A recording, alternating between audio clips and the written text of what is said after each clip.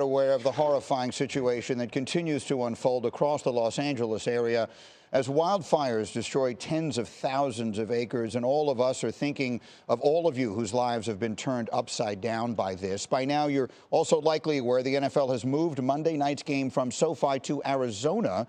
And the Rams talked this week about how this has affected them. I think you acknowledge these things, but you also want to make sure that, hey, how you can control, making sure that you're doing the right things is preparing accordingly, while also being mindful of this is bigger than football. And if the people that you're directly involved with are affected, making sure that you're, tending to that first. Once we get in here, there's plenty of football to think about, and obviously playing a really good opponent. In a postseason game, that'll get your attention really quickly. But I know when guys leave here, there's things that guys are having to figure out at home or go through and people to think about. So while we're here, it's full focus, 100%, on the Vikings and the challenges that they present. But we're also human beings and care for the people of our community. So Adam Schefter with us all morning long, and Lindsey Thiry, who's been in Los Angeles all week long with both the Rams and the Chargers. Schefty, let me start with you. What was the decision-making process behind moving the game to Arizona? The Rams and NFL and the Vikings and the NFLPA were talking constantly throughout the week. And I think the Rams felt like this game initially could have been played Monday night in SoFi Stadium. But the league made the decision to shift the game to Arizona. And the Rams were very quick to adapt and express the idea that they were okay with that. They recognize with all these people losing homes, who cares about home field advantage? There are much bigger concerns in the world. It's a matter of public safety, and they agreed in the end to move the game to Arizona. The Cardinals sent their team flights. The Rams flew to Arizona last night, and today the Rams have set up shop at the Arizona Cardinals training facility, where they will spend the next 3 days preparing for Monday night's wild card matchup against the Vikings. And there's the pictures, Green, right there. You see, they've taken over the Cardinals facility, and they've been comfortable in Arizona before. Up until this year, the Rams had won 9 straight games in Arizona. They'll be looking for more success there Monday night. All right, so they've got a safe place to be and with their families. Now, Lindsey, you were with both teams at their practices this week and all the rest of that in Los Angeles. Take us through everything that the fans need to know. Greeny, like Adam mentioned, the Rams are now in Arizona. How did they get there? Last night, their coaches, players, staff, families, about 335 people, I'm told, and that includes 6 dogs and 2 cats, boarded 2 777 planes sent by Arizona Cardinals owner Michael Bidwell. He got them to Phoenix, and this is all after what has been a very nerve-wracking and emotional week in LA. I was at the Rams team facility, like you mentioned, on Thursday when they began preparation for Monday night's game. During our news conference with Sean McVay, you could see plumes of smoke coming out of the Santa Monica Mountains, the Palisades fire just southwest of the team facility. Then to the north, as practice began, a new fire came up, the Kenneth Fire. That borders on the neighborhoods of Hidden Hills and Calabasas, where several of the Rams players and coaches live. I saw one player, and this was really a scene you can never forget. He ran out of practice across the parking lot in his cleats, jumped in his car and sped out of there. I know he has a wife, several small children, and that is something that was really just stays with you. And then moments later, several families, several wives started arriving to the facility as they evacuated from their homes. I'm told about 30 players, coaches, and staff in all had to evacuate. Some staff, I'm told, have lost property, but the best news, everybody is safe. As for the Chargers, their practice facility is further south in Los Angeles, but they too also have been affected because of the poor air quality, which literally had ash raining from the sky.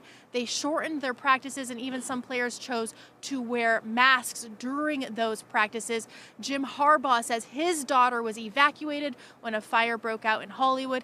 And Joey Bosa, he lives right near an evacuation zone, and he, like so many Angelinos this week, was trying to sleep with his phone on loud, afraid potentially of missing a notification to evacuate the area.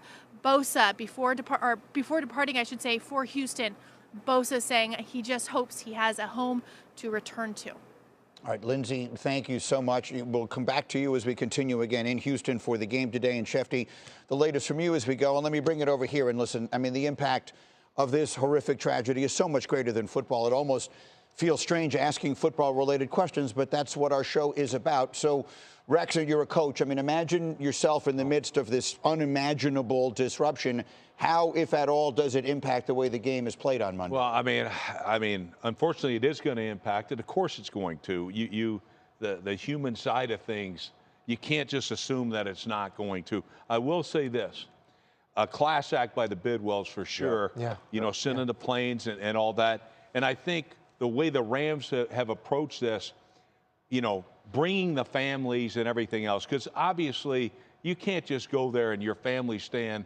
They're bringing them all together. And we saw this earlier in the year, Tampa Bay, with a hurricane and things, and that kind of galvanized that team a little bit. We'll see if it doesn't do the same thing here. But obviously there's so much on these young guys' minds and things like that. But it's almost a chance to sit back and say, this is a chance to breathe a little and to play the game that we love and put it out there that way. That's the only way you can come back and do it. I like that you said that. I mean, listen, sometimes we build up football. It's our profession. We live it, right? You get in the playoffs, it can mean so much. Obviously, something like this puts perspective, like in life. And I think for guys, football can almost become a welcome distraction, right? It can also become a release, and you can play with a weightlessness given the gravitude of the situation. Obviously, hopefully, there's been a ton of logistical acrobatics by both teams to kind of move their facilities and practice. But hopefully they can kind of, play with some kind of joy and love today for the game, obviously, despite everything that's going on. Yeah, this is a different adversity, really. This isn't an injury you're coming back from or anything. You're worried about your family and if they're with you. And you come closer to your organization at times to see how the organization acts in times of crisis, to where families, I heard 6 dogs and 2 cats are also on the plane, and you come close as an organization and as a team. And unfortunately, this isn't just another football game. This is a playoff football game. And it means a lot to a lot of these players. And a lot of them want a world championship and want to move on to the divisional round. And so how do you put that with, can it be a distraction? It's hard. I mean, I think some of the most mentally tough people on the planet are in football locker rooms, because there are various adverse situations you have to deal with in life, and how we've had to play through various situations. This is another one for them. But for it being a playoff game, this means a lot to a lot of these players. So how each head coach is able to galvanize their team and get them focused is so important. In my 30 years covering the sport and all sports, I've always marveled at the ability of players and coaches to compartmentalize it. This, obviously, what is happening is so much bigger than football, but still be able to focus in as necessary. And sometimes I have heard from so many players, that is the place where you feel most comfortable. The place you feel most safe and comfortable and normal is once you actually get between the lines and you are able to focus on it. One way or another, we will see. And we would invite you, if you... So pleased to have you along. This should be a good one. We're set, and off we go here on EA Sports. On the return, here comes Cordero Patterson. And they'll bring him down just shy of the 30-yard line.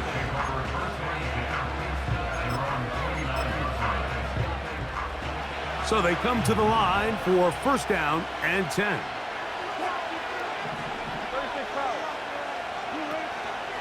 Now a first carry for the Alabama product, Najee Harris.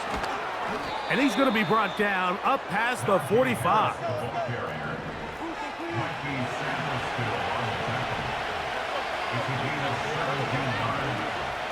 On first down, right back to Harris.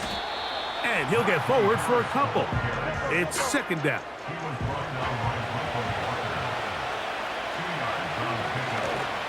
They'll give it to Harris again. And they're going to work this down inside the 45.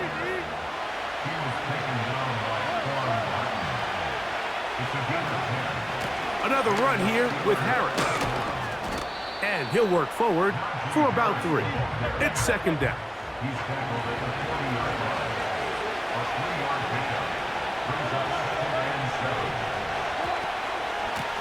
They're going to run out of the gun, and here's Harris.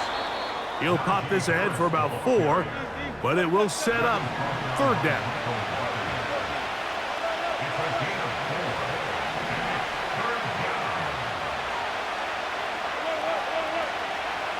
Out of the gun, here's Russ. That is caught! And he will get into the end zone. Calvin Austin. Touchdown, Steelers. Chris Boswell on for the point after. It's up and good. And the Steelers will take a 7-0 lead. Boswell now following the touchdown. Back out to kick this one off. This kick is fielded in the end zone, but no move to bring it out. It's touchback, and that ball will come out to the 30-yard line.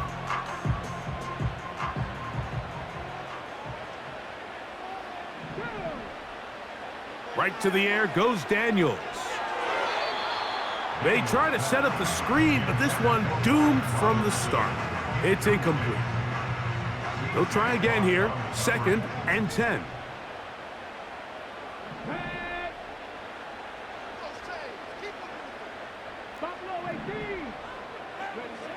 Operating from the gun, it's Daniels. And that's going to be incomplete. Coverage was good that time. The contact jarring the ball loose and forcing 3rd down. Luke McCaffrey, the intended receiver. Now it's going to be 3rd down.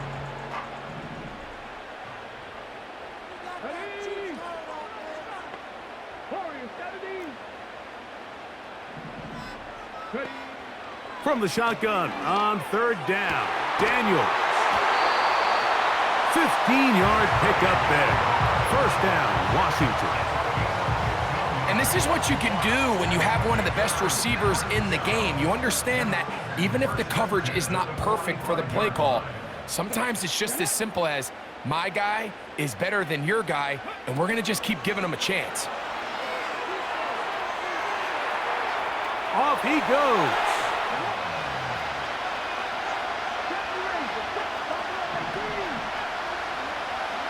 Now on 3rd and forever, he'll look to throw. Slings this deep from McLaurin. And he bats it away, and it falls down incomplete.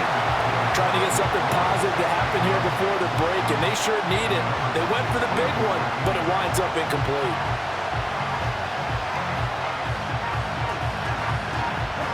And likely time for one final play here in the half, so they will go for it on 4th down.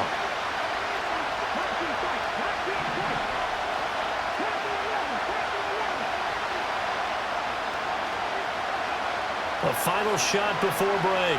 Daniels slings this deep from McLaurin. And got his man complete. He's to the 15. And he's in for the touchdown. Because it is so simple. It's something that these two have done and thrown together for years and years. Maybe not to each other, but since Pop Warner. They've been running the go route. Just run right by him, and if you're even, you're leaving, and I'm going to drop it right over the top.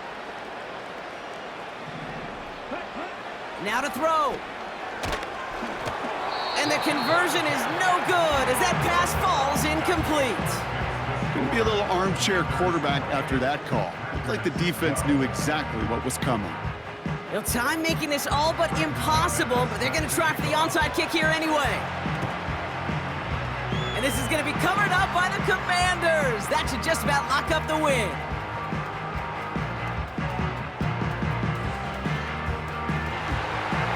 Washington finishes the return to the end zone. Touchdown! The Commanders picked up the fumble and ran it home. He gets it to go, and the Commanders will move out to a 14-7 lead.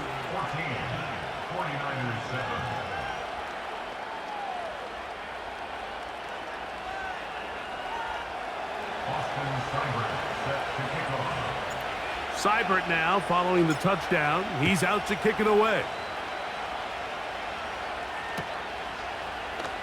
And we'll see a return here from his own end zone. Not much on the return. They'll stop him at the 17.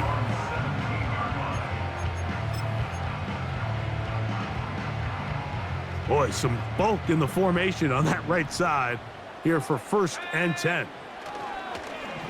A play fake. Now it's I fumbled the football. And the defense has it. And there it is. The defense comes up with the big... Robinson will score. Touchdown, Commanders. So how about that for an answer? They get the touchdown there, and it's back to a one-score game here in the fourth. And that's what these guys have done all game long because they've scratched and slashed their way to stay in this game. And by now, we should all realize they're not going away. Now the pressure again swings to their defense because they're going to need to find some way to get the ball back. All right, now a big two-point conversion attempt still to come. Daniels going to try and throw for it. And it's intercepted at the goal line. Oh, no, he lost the football. And he will get into the end zone, and a two-point conversion will cut this down to a 6-point game. Here's Eckler. And he's brought down for a loss. The Commanders in the hurry-up. They're hustling for the line.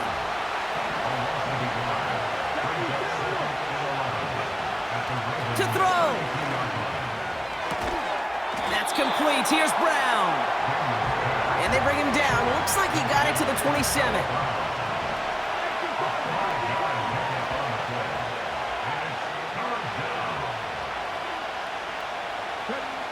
Here he is to throw. Someone got a piece of that downfield throw, but it is caught anyway.